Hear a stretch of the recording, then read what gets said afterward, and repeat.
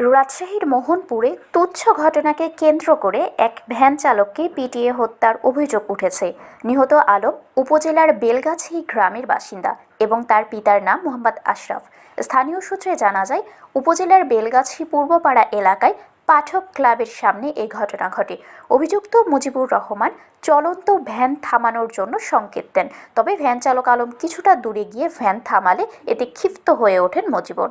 এ সময় তিনি ইট দিয়ে আলমের মাথায় পেছনের কয়েকটি আঘাত করেন।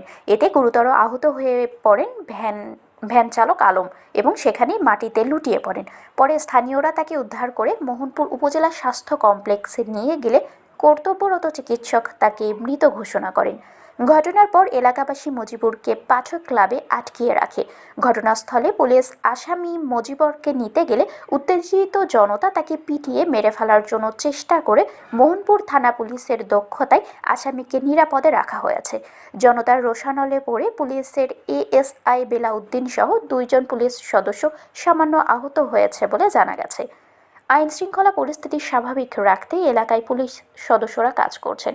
এ বিষয়ে মোহনপুর থানা second officer SI Modasser Hossain Khan জানান, অভিযোগের ভিত্তিতে প্রয়োজনীয় ব্যবস্থা গ্রহণ করা হয়েছে।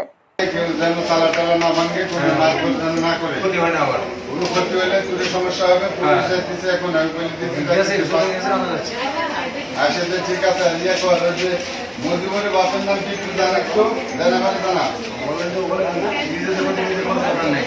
তাড়াতাড়ি জানা